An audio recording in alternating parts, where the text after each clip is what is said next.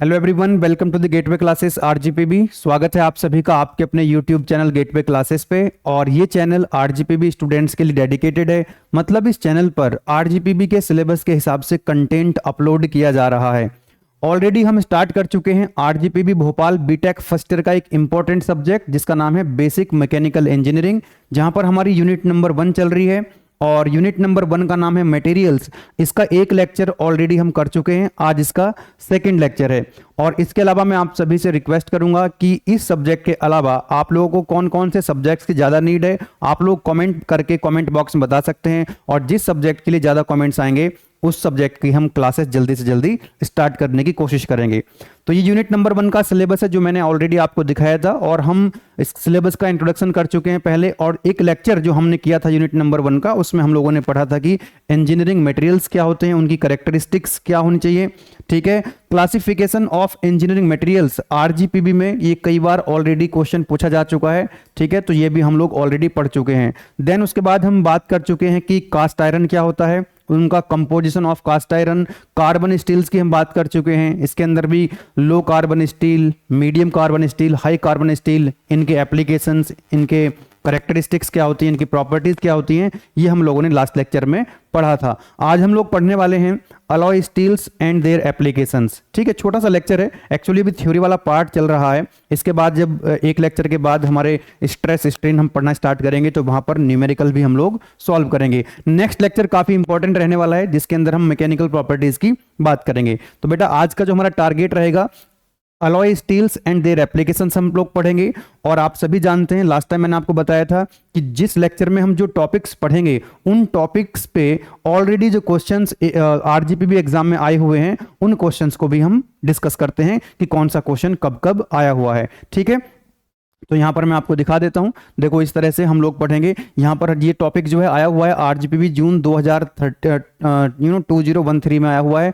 आरजीपीबी नवंबर 2018 और 2023 में ये क्वेश्चन यहां से पूछा गया इस टॉपिक से। तो इस तरह से यहां पर हम आपको साथ के साथ बताते रहेंगे कि कौन सा टॉपिक आपसे आरजीपीबी में कब कब पूछा गया है। इंपॉर्टेंट क्वेश्चंस भी आपको प्रोवाइड कराए जाएंगे, और जो लेक्चर के नोट्स हैं बेटा वो एप्लीकेशन के अंदर फ्री ऑफ कॉस्ट आपको मिल जाएंगे। गेटवे क्लासेस का एप्लीकेशन आप डाउनलोड कर लीजिए, लिंक वीडियो के डिस्क्रिप्शन में मिल जाएगा, या प्ले स्टोर में जाकर के आप सर्च कर सकते हैं गेटवे क्लासेस, राइट। तो वहां से आपको ये नोट्स मिल जाएंगे। चलिए बेटा स्टार्ट करते हैं, समझते हैं यहां पे कि अलॉय क्या होता है। देखो अलॉय का मतलब लास्ट टाइम मैंने आपको बताया था फर्स्ट लेक्चर में, अलॉय क्या होता है, कंपोजिट क्या होता है, जब हमने क्लासिफाई किया था इंजीनियरिंग मटेरियल्स को। ठीक है, दोनों में डिफरेंस ऑलरेडी आरजीपी एग्जाम में पूछा जा चुका है। अलॉय और कंपोजिट मटेरियल्स क्या होते हैं। तो अलॉय का मतलब क्या है बेटा, अलॉय का मतलब होता है कि जब हम दो या दो से ज्यादा मेटल्स को आपस में मिक्स करते हैं तो अलॉय बनता है। ठीक है, या फिर मेटल्स और नॉन मेटल्स को भी हम मिक्स करके क्या बना सकते हैं, अलॉय बना सकते हैं। ठीक है, तो देखिएगा जरा यहाँ पे, अब अलॉय के अंदर हम ऑलरेडी ये कौन कौन से अलॉय हो सकते हैं वो हमने क्लासिफिकेशन में आपको बताया था।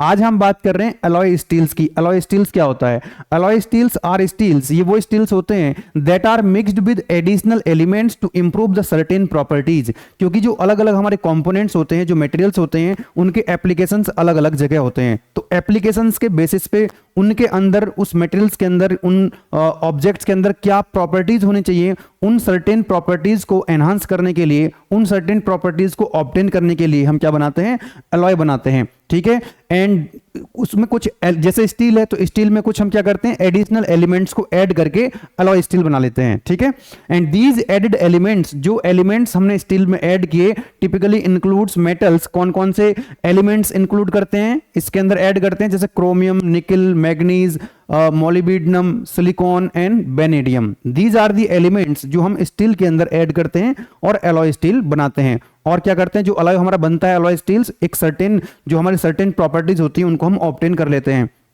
The composition of proportion of these alloying elements, ये जो एलिमेंट्स हमने यहां पर ऐड करे हैं इनकी जो क्वांटिटी है वो वेरी कर सकती है, giving the alloy steel specific characteristics for different industrial applications.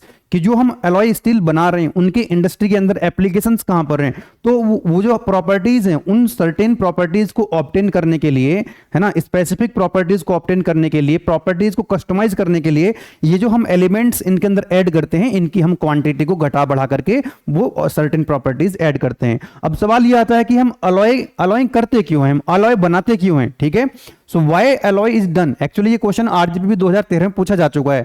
तो alloying is done for specific purpose which are as follows. Number 1, to increase the wear resistance, है ना, वियर एंड टीयर होता है, कोई भी कंपोनेंट्स होते हैं तो क्या होता है उसमें वियर होता है, वियर मतलब वो घिसता है, तो घिसने से रोकने के लिए हम क्या करते हैं, अलॉइंग करते हैं, मतलब उसके अंदर कुछ स्पेशल एलिमेंट ऐड करते हैं। कोरोजन रेजिस्टेंस, कि जो कंपोनेंट्स हैं, जो मटेरियल्स है, उस पे कोरोजन ना लगे, जंग ना लगे, इसलिए भी हम क्या करते हैं, अलॉइंग करते हैं। टू मतलब मेटल्स को नॉन मेटल्स को आपस में मिक्स करते हैं। To improve the hardness, hardness को इंप्रूव करने के लिए कि भाई कोई मेटल है उसकी हार्डनेस इंप्रूव हो जाए। अच्छा, इसमें बहुत सारी टर्म्स लास्ट टाइम भी आई थी, हार्डनेस, डक्टिलिटी, ब्रिटलनेस, है ना, स्ट्रेंथ, ये सारी प्रॉपर्टीज हैं, मैकेनिकल प्रॉपर्टीज, हम नेक्स्ट लेक्चर में डिस्कस करने वाले हैं, तो उसके लिए आपको वरी नहीं होना है। तो अभी आप ध्यान रखें कि जो हार्डनेस है हम पढ़ेंगे नेक्स्ट लेक्चर में, तो हार्डनेस को इंप्रूव करने के लिए भी हम क्या करते हैं, मेटल्स को आपस में मिक्स करते हैं, मतलब हम अलॉय बनाते हैं, ठीक है। टफनेस को इंक्रीज करने के लिए, स्ट्रेंथ को इंक्रीज करने के लिए। To improve the machinability, machinability क्या होती है कि जब हम मेटल को काट के, मेटल को रिमूव करके कुछ ऑब्जेक्ट बनाते हैं, कुछ प्रोडक्शन करते हैं किसी चीज का, तो उसको बोलते हैं, मतलब वो मेटल जो है इजीली कट जाए, मेटल जो है इजीली रिमूव हो जाए। To improve low and high temperature stability, मतलब लो टेम्परेचर पे, हाई टेम्परेचर पे क्या रहे कि जो मटेरियल है वो स्टेबल रहे, ठीक है। तो इसलिए हम क्या करते हैं, मेटल को मिक्स करते हैं, मतलब अलॉइंग करते हैं। नेक्स्ट आता है आपका effects of alloying elements in alloy steel. यार यहां पर आपने देखा कि हम अलॉइंग क्यों कर रहे होते हैं, और अलॉइंग स्टील मतलब स्टील में जब हम कुछ एलिमेंट्स ऐड करते हैं तो कौन कौन से एलिमेंट्स ऐड करते हैं, जैसे यहां पर भी लिखा हुआ है chromium, nickel, manganese, molybdenum, silicon, vanadium, ये जो एलिमेंट्स हम स्टील के अंदर ऐड करके अलॉय स्टील बनाते हैं, तो जो हम अलग अलग जो एलिमेंट्स हम ऐड कर रहे हैं उनके क्या मतलब इंपैक्ट आएंगे, उनके इफेक्ट्स क्या आएंगे उनके, ठीक है ना। तो ये क्वेश्चन आरजीपीबी में पूछा गया था बेटा 2018 में, और जून 2023 में ये क्वेश्चन ऑलरेडी पूछा जा चुका है। क्वेश्चन कैसे पूछा गया था कि एज 8 एलिमेंट्स बताइए, 8 एलिमेंट्स को जब हम स्टील में ऐड करते हैं तो उनके इफेक्ट्स क्या आते हैं। तो हमने जनरल हेडिंग बनाया हुआ है effects of alloying elements in alloy steel. Steel के अंदर जो हम एलिमेंट्स को ऐड करते हैं उनके क्या इफेक्ट्स आते हैं, उनके क्या इफेक्ट्स आते हैं, ठीक है, उनके क्या इफेक्ट्स आते हैं। चलिएगा ध्यान दीजिएगा यहां पे। तो सबसे पहले बात करेंगे कि जैसे बोरोन है, तो बोरोन एक एलिमेंट है जो हम अलॉय स्टील के अंदर मिलाते हैं। तो बोरोन को अगर आप मिलाएंगे तो क्या उसका इंपैक्ट आएगा, क्या इफेक्ट आएंगे। इट इंप्रूव द हार्डनेस, ये हार्डनेस को इंप्रूव करेगा। It also improve the rolling quality of steel, steel को जब हम रोल करते हैं तो उसकी रोलिंग की क्वालिटी को इंप्रूव करेगा अगर हम बोरोन को ऐड करेंगे। नेक्स्ट है कि हम स्टील के अंदर अगर कॉपर को ऐड करें, कौन से एलिमेंट को ऐड करें, कॉपर को अगर हम ऐड करेंगे तो ये एटमॉस्फेरिक कोरोजन को रजिस्ट करेगा। मतलब जो जैसे स्टील है, स्टील में अगर आप कॉपर नहीं मिलाओगे, अगर उस स्टील को आप रख दोगे एटमॉस्फेयर में, आप सभी जानते हैं कि एटमॉस्फेयर के अंदर क्या है, नाइट्रोजन है, ऑक्सीजन है मेनली, लेकिन इसके अंदर जो वाटर वेपर है वो भी रहता है। वाटर वेपर रहेगा तो आप सभी जानते हैं कि जब कोई भी मेटल अगर कांटेक्ट में आता है किसके, मॉइस्चर के, पानी के कांटेक्ट में आता है तो जंग लग जाता है, मतलब क्या लग जाता है बेटा, कोरोजन लग जाता है। तो कोरोजन नहीं लगेगा अगर आप स्टील में क्या मिलाओगे, कॉपर मिलाओगे। तो कॉपर मिलाने से क्या बन जाए, क्या हो जाएगा, तो improve the atmospheric corrosion resistance, corrosion लगने की जो संभावना है वो कम रहेगी। Act as a strengthening agent, ये स्ट्रेंथ को इंक्रीज करने का काम भी करता है कौन, कॉपर। नेक्स्ट एलिमेंट आता है एल्यूमिनियम। अगर हम स्टील के अंदर एल्यूमिनियम को मिलाएं तो क्या इफेक्ट्स आएंगे, यूज्ड एज एन इफेक्टिव डीऑक्सीडाइजर, तो ये डीऑक्सीडाइजर ऑक्सीडेशन नहीं होने देता है। कंट्रोल्स द ग्रेन ग्रोथ, क्योंकि जो मटेरियल्स होते हैं उसमें ग्रेन्स होते हैं, तो ग्रेन्स को इंप्रूव करने में, उनको कंट्रोल करने में मतलब हेल्प करता है। Increase the surface hardness, surface की जो हार्डनेस है वो भी इंक्रीज होती है एल्यूमिनियम को मिलाने पे। नेक्स्ट जो एलिमेंट आता है वो आता है आपका निकल। तो निकल अगर आप स्टील मिलाओगे तो क्या इफेक्ट्स आएंगे बेटा, increase the hardness, toughness, impact strength at low temperature, low temperature पे उस स्टील की जो इंपैक्ट स्ट्रेंथ है वो इंक्रीज हो जाएगी, टफनेस इंक्रीज हो जाएगी और हार्डनेस इंक्रीज हो जाएगी। टफनेस, हार्डनेस ये सब क्या होते हैं, we will discuss in the next class, okay. Next जो एलिमेंट है क्रोमियम, अगर हम स्टील में क्रोमियम मिलाएं तो क्या इफेक्ट आएगा, it improves the hardenability, hardness बढ़ाएगा ये भी। Increase the resistance to abrasion and wear, उसके घिसने की जो इतना जल्दी घिस नहीं पाएगा वो, है ना, वियर आउट नहीं हो पाएगा अगर हम क्रोमियम मिलाएंगे। मैग्नीज अगर मिलाएं तो क्या इफेक्ट आएगा, काउंटर एक्ट करेगा the effect of sulphur. Actually अगर हम सल्फर को मिलाते हैं, अगर सल्फर भी एक एलिमेंट है जो स्टील के अंदर हम मिलाते हैं, तो सल्फर को मिलाने से मटेरियल की जो ब्रिटलनेस है वो इंक्रीज हो जाती है। क्या हो जाएगी? ब्रिटलनेस। जैसे चौक होती है ना, मैंने आपको लास्ट टाइम भी बताया था, जैसे कॉपर है तो वो क्या है? डक्टाइल मटेरियल है, ठीक है। माइल्ड स्टील डक्टाइल मटेरियल है, उसको खींच के आप तार बना सकते हो, उसका वायर बना सकते हो। लेकिन जो चौक है ना, जो बोर्ड पे आप चौक से लिखते हो, उसको अगर आप खींचोगे तो वो क्या होगा? वो फ्रैक्चर हो जाएगा, तो वो ब्रिटल मटेरियल है। तो हम अगर सल्फर को स्टील में मिलाते हैं तो ब्रिटलनेस बढ़ जाती है, और हम चाहते हैं कि ब्रिटलनेस ना बढ़े, हम चाहते हैं कि ब्रिटलनेस ना बढ़े, तो उसको काउंटर करने के लिए हम मैग्नीज मिलाते हैं। अगर स्टील में आपने मिलाया सल्फर, तो सल्फर मिलाओगे तो उसकी ब्रिटलनेस बढ़ेगी, और ब्रिटलनेस को काउंटर करने के लिए, ताकि ज्यादा ब्रिटल ना हो जाए, इसलिए हम क्या मिला देते हैं? उसमें मैग्नीज मिला देते हैं। नेक्स्ट आता है आपका स्टील कंटेनिंग कितना रहता है? 11 to 14% मैग्नीज। स्टील के अंदर 11 से 14% क्या हो जाता है? मैग्नीज मिलाते हैं। इस क्या करता है वो? रजिस्ट द वियर, वियर को रजिस्ट करता है, and resistance to abrasion under the shock, ठीक है। तो ये वियर रेजिस्टेंस का भी काम करता है। मॉलिब्डेनम क्या करता है? तो ये ज्वाइन हो जाता है। जब हम मॉलिब्डेनम को स्टील में मिलाते हैं तो ये कार्बन के साथ ज्वाइंट हो जाता है, उसके साथ मिल जाता है, एंड प्रमोट्स द हार्डनेबिलिटी, जिसकी वजह से हार्डनेबिलिटी इंक्रीज होती है। Steel containing chromium and nickel suffer from the temper brittleness. देखो, अगर आप क्या करोगे, स्टील के अंदर क्रोमियम मिला रहे हो या निकल मिला रहे हो, तो उसकी जो ब्रिटलनेस है वो बढ़ जाती है। तो इसको ओवरकम करने के लिए, ब्रिटलनेस को ओवरकम करने के लिए, किसकी वजह से? जो क्रोमियम और निकल की वजह से ब्रिटलनेस बढ़ी थी, तो उसको ओवरकम करने के लिए हम मॉलिब्डेनम मिलाते हैं, ठीक है। ओवर ये जो डिफिकल्टी आई थी ब्रिटलनेस की, इसको ओवरकम करने के लिए हम 0.25% मॉलिब्डेनम मिला देते हैं। तो इससे ज्यादा क्या होगा? वो कि ज्यादा ब्रिटल नहीं होगा, वो काउंटर हो जाएगा, उसकी ब्रिटल डक्टिलिटी उसके अंदर जो है मेंटेन रहेगी। ओके, ये क्रीप स्ट्रेंथ को भी इंक्रीज करता है हाई टेम्परेचर पे।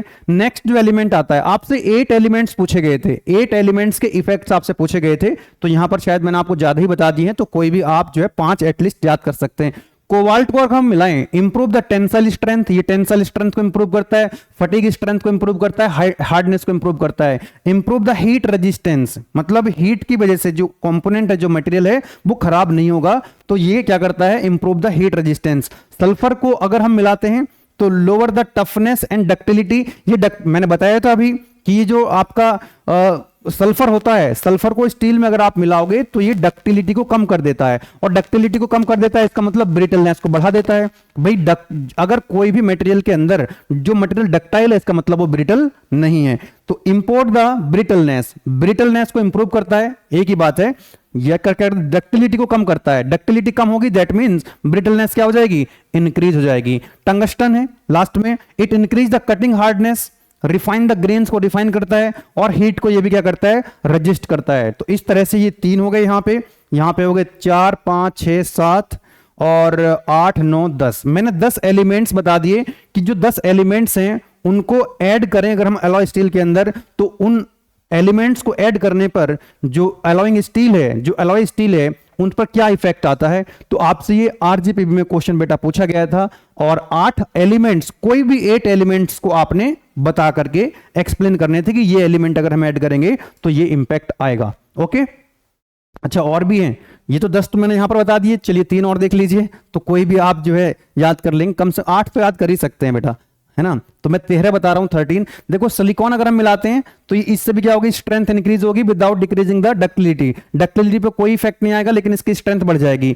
वेनेडियम अगर मिलाएंगे, it give the strength and toughness to the tools, tools की टफनेस और स्ट्रेंथ बढ़ेगी। इंप्रूव द हार्डनेस, हार्डनेस बढ़ेगी। Used for providing a fine grain structure over a wide range of temperature, मतलब ये जो ग्रेन स्ट्रक्चर है उसको भी क्या करता है? मतलब इंप्रूव करता है। टाइटेनियम अगर मिलाएंगे, it prevents the precipitation of the chromium carbide, ठीक है। तो ये हैं। अब देखो इसमें आपको सब एक जैसे ही लग रहे होंगे, अल्टीमेटली हार्ड जितने भी मैकेनिकल प्रॉपर्टीज हैं जो कि हम नेक्स्ट लेक्चर में डिस्कस करने वाले हैं, यहां पर कौन कौन सी टर्म्स यूज हुई हैं कि भाई डक्टिलिटी को इंप्रूव करना होगा आपको, हार्डनेस को इंप्रूव करना होगा आपको, स्ट्रेंथ को इंप्रूव करना होगा, फटीग को इंप्रूव करना, क्रीप को इंप्रूव करना है। तो ये जो मैकेनिकल प्रॉपर्टीज हैं जो हम नेक्स्ट लेक्चर में डिस्कस करने वाले हैं, अल्टीमेटली अलग अलग एलिमेंट्स को मिलाते हैं और उन मैकेनिकल प्रॉपर्टीज को हम इंप्रूव करते हैं। Not only for mechanical properties, इसके अलावा जैसे आपने देखा वियर को रजिस्ट करना, हीट को रजिस्ट करना, ठीक है ना, कोरोजन को रजिस्ट करना, इन सब के लिए हम क्या करते हैं, ये अलॉइंग एलिमेंट्स को ऐड करते हैं स्टील के अंदर। ओके, नेक्स्ट आता है आरजीपीबी दिसंबर 2010 और 2015 में ये क्वेश्चन पूछा जा चुका है ऑलरेडी। क्या है क्वेश्चन आपका कि composition, properties and uses and types of high speed steel. एक और आपका होता है हाई स्पीड स्टील, स्टील के अंदर ही आता है। तो हाई स्पीड स्टील होता क्या है, देन उसके एप्लीकेशंस मतलब उसके यूज कहां कहां पे हैं, उसकी प्रॉपर्टीज क्या हैं, और वो कितने टाइप्स का हो सकता है हाई स्पीड स्टील। ठीक है, समझिएगा जरा ध्यान से।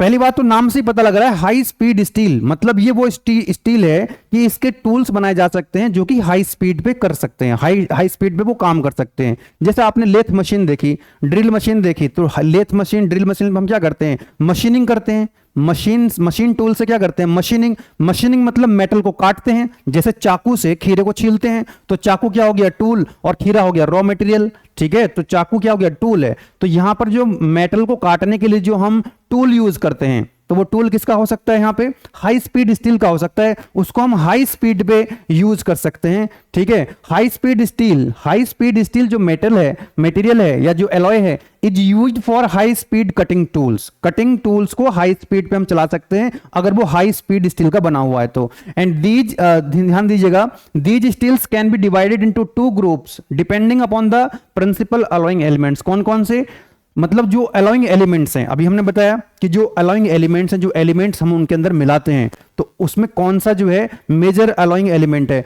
अगर टंगस्टन की क्वांटिटी ज्यादा है, अगर मेन उसके अंदर जो अलॉइंग एलिमेंट है वो क्या है बेटा, वो टंगस्टन है, तो वो कहलाएगा आपका टंगस्टन हाई स्पीड स्टील, है ना। Contains high amount of tungsten with addition of chromium, vanadium and cobalt. इसके अंदर जो है टंगस्टन हाई स्पीड स्टील के अंदर सबसे ज्यादा क्या होगा एलिमेंट्स, कौन सा एलिमेंट सबसे ज्यादा होगा, टंगस्टन, और उसके साथ क्या मिल रहा होगा, कुछ क्रोमियम, वेनेडियम और कोबाल्ट। दूसरा क्या आएगा, मॉलिब्डेनम हाई स्पीड स्टील, मतलब इसमें ज्यादा क्या रहेगा, मॉलिब्डेनम रहेगा। ठीक है, contains high amount of molybdenum. तो हाई स्पीड स्टील की दो कैटेगरी हो गई, ये दो टाइप का हो गया, टंगस्टन हाई स्पीड स्टील जिसके अंदर टंगस्टन की क्वांटिटी सबसे ज्यादा होगी, and molybdenum high speed steel जिसके अंदर मॉलिब्डेनम सबसे ज्यादा होगा। अलॉइंग एलिमेंट की बात कर रहा हूं मैं कि जो एलिमेंट्स हम स्टील के अंदर ऐड कर रहे हैं, स्टील के अंदर जो हम अलॉइंग एलिमेंट ऐड कर रहे हैं, उन एलिमेंट में सबसे ज्यादा अगर टंगस्टन है तो टंगस्टन हाई स्पीड स्टील, और मॉलिब्डेनम सबसे ज्यादा है तो molybdenum high speed steel.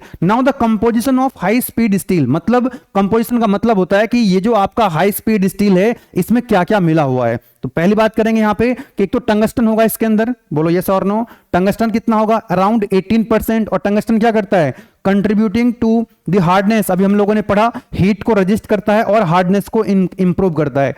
Chromium रहेगा इसके अंदर अप्रोक्सीमेटली 4%, वेनेडियम रहेगा 1 to 5%, कोबाल्ट रहता है इसमें 5 to 8%, कार्बन रहता है 0.7 to 1.5%। ध्यान रखना क्योंकि ये स्टील की बात हो रही है, और स्टील के अंदर जो कार्बन का परसेंटेज रहता है, लास्ट क्लास में बताया था, that must be less than 1.5%।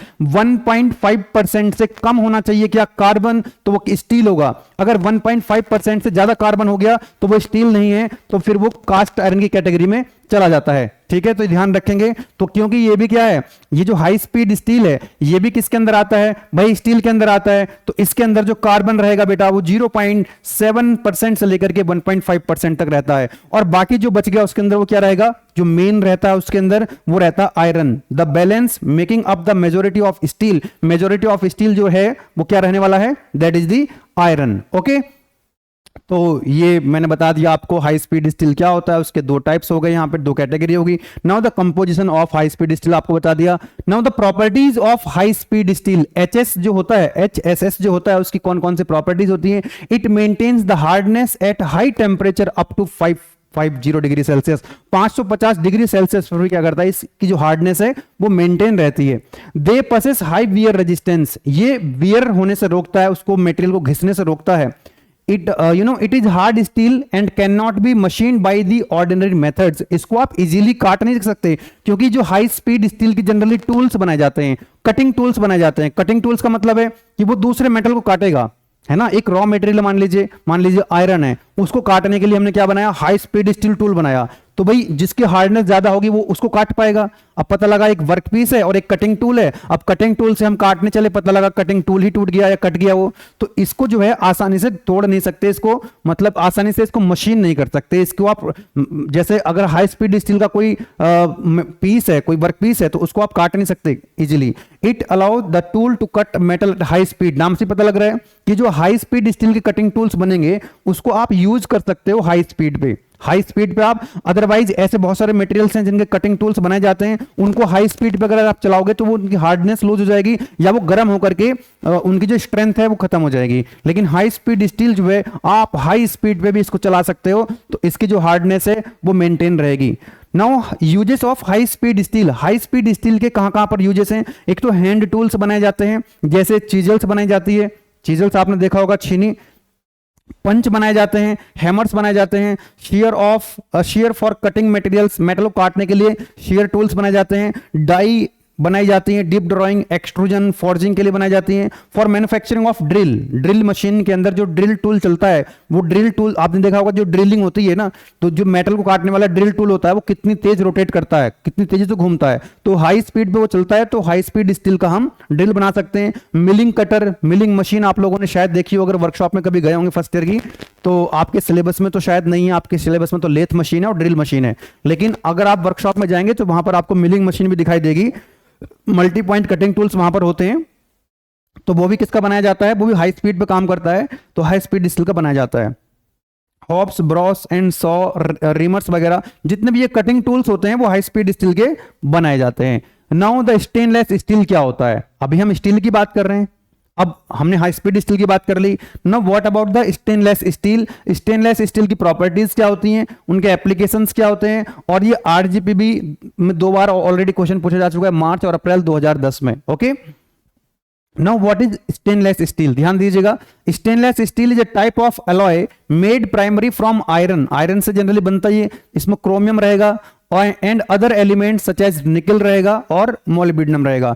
It is known for its corrosion resistance, strength and aesthetic appeal. मतलब क्या हुआ कि ये जो आपका स्टेनलेस स्टील है ये किस लिए जाना जाता है, इसके अंदर क्या खास बात है कि एक तो इस पे कोरोजन नहीं लगता है, जंग नहीं लगता है स्टेनलेस स्टील पे, दूसरा इसकी स्ट्रेंथ भी अच्छी होती है और एस्थेटिक्स भी इसके अंदर, एस्थेटिक अपील्स मतलब उसकी जो दिखने में भी क्या लगता है, ये सुंदर लगता है। और इसीलिए आपने देखा होगा जब आप बर्तन खरीदने के लिए जाते हैं घर वालों के साथ, अगर आप कहीं बर्तन खरीदने गए हों या घर पे भी कभी ना कभी जिक्र हुआ होगा कि किचन के अंदर भी स्टेनलेस स्टील के बर्तन आपको देखने को मिलते हैं। क्या कारण है? एक तो स्ट्रेंथ ज्यादा होती है, दिखने में वो सुंदर लगते हैं, और दूसरा उन पर जंग नहीं लगता है, कोरोजन नहीं लगता है, जंग नहीं लगता है, अगर वो इक्विपमेंट, अगर वो बर्तन या वो टूल्स जो हैं किसके बने हुए हैं? स्टेनलेस स्टील के बने हुए हैं। Main properties of stainless steel, एक तो कोरोजन रेजिस्टेंस, कोरोजन नहीं लगेगा, जंग नहीं लगता है अगर वो स्टेनलेस स्टील के हैं, तो स्ट्रेंथ भी अच्छी होगी। हीट रेजिस्टेंस, हीट करने पर वो ऐसा नहीं कि मेल्ट हो गए, है ना, मान लीजिए आपने कुछ बर्तन हैं उसको आपने वो हीट अगर हो गए, तो ऐसा नहीं कि हीट करने के बाद वो क्या होंगे, वो उनकी शेप चेंज नहीं हो जाएगी, वो मेल्ट नहीं हो जाएंगे इजीली। एस्थेटिक अपील मतलब दिखने में वो सुंदर लगते हैं। एंड लो मेंटेनेंस, इनका मेंटेनेंस बहुत ज्यादा नहीं होता है। मेन यूज कहां कहां पर स्टेनलेस स्टील के? एक तो किचन के इक्विपमेंट्स बनाए जाते हैं, किचन में आप देखते हैं स्टेनलेस स्टील के काफी सारे बर्तन आपको देखने को मिल जाते हैं। कंस्ट्रक्शन में भी स्टेनलेस स्टील का यूज होता है। मेडिकल टूल्स एंड इक्विपमेंट्स, है ना, मेडिकल में भी यूज होता है इनका, स्टेनलेस स्टील के कुछ टूल्स बनाए जाते हैं ताकि उन पर जंग ना लगे, ठीक है, दिखने में सुंदर रहे, उनकी स्ट्रेंथ ज्यादा रहे, हीट को रजिस्ट करें। ऑटोमोटिव एंड एरोस्पेस में भी इनका काफी इस्तेमाल किया जाता है स्टेनलेस स्टील का। तो ये आज का छोटा सा लेक्चर था हमारा जिसके अंदर हमने अलॉय स्टील के बारे में बात करी है, ठीक है ना, और ये बता दिया आपको कि कौन कौन से टॉपिक्स हैं जो आरजीपीबी में ऑलरेडी पूछे जा चुके हैं, वो हैंड टू हैंड हम बताते रहते हैं। तो ध्यान दीजिएगा, पूरे का पूरा जो कंटेंट है वो आपके आरजीपीबी के सिलेबस के हिसाब से रहने वाला है। पूरा कंटेंट एग्जाम ओरिएंटेड रहेगा, पूरा कंटेंट रिजल्ट ओरिएंटेड रहेगा। गेटवे क्लासेस जो है AKTU के most of the students gateway classes का जो मेन चैनल था वहां पर जुड़े हुए हैं, लेकिन अब ये आरजीपीबी का मेन चैनल बन चुका है, बिकॉज वहां पर हम पढ़ा रहे थे, आरजीपीबी के कुछ लेक्चर डालते थे लेकिन वो मिक्स हो जाते थे और कंटेंट को सर्च करने में काफी दिक्कत आ रही थी स्टूडेंट्स को। स्टूडेंट्स ने बोला कि आरजीपीबी के लिए भी एक बेहतरीन सा चैनल क्रिएट करा जाए, तो बेटा आप लोगों के लिए डेडिकेटेड चैनल है आरजीपीबी के स्टूडेंट्स के लिए। तो कंटेंट अगर आपको अच्छा लगता है तो आप इसको शेयर कर दीजिएगा अपने दोस्तों के साथ, अपने क्लासमेट्स के साथ, अपने बैचमेट्स के साथ, अपने कॉलेज मेट्स के साथ आप शेयर कर दीजिएगा। और अपना जो फीडबैक है उसको कमेंट बॉक्स में जरूर लिखिएगा, क्योंकि आपके जो कमेंट्स हम लोग पढ़ते हैं उनसे हमको एनर्जी मिलती है, एक मोटिवेशन मिलता है। ठीक है, तो आज के लिए इतना ही रखते हैं। Thank you so much. और नेक्स्ट वीडियो लेक्चर में हम लोग पढ़ेंगे मैकेनिकल प्रॉपर्टीज, जो कि कई बार ऑलरेडी आरजीपीवी एग्जाम में पूछी जा चुकी हैं। हार्डनेस, टफनेस, डक्टिलिटी, ब्रिटलनेस, ये सारी प्रॉपर्टीज हम लोग पढ़ने वाले हैं इन द नेक्स्ट लेक्चर। ठीक है, तब तक के लिए थैंक यू। और ये नोट्स आप डाउनलोड कर लीजिएगा, गेटवे क्लासेस का ऐप डाउनलोड कर लो, वहां से आप उसको फ्री ऑफ कॉस्ट डाउनलोड कर सकते हो। पूरा कंटेंट, पूरा सिलेबस बेसिक मैकेनिकल इंजीनियरिंग का मैं आपको कराने वाला हूं, कोई टेंशन आपको नहीं लेनी है। इनके वन शॉट वीडियो भी मैं आपको लास्ट में प्रोवाइड कराऊंगा। चलिए बेटा, thank you, keep learning and keep exploring. Thank you.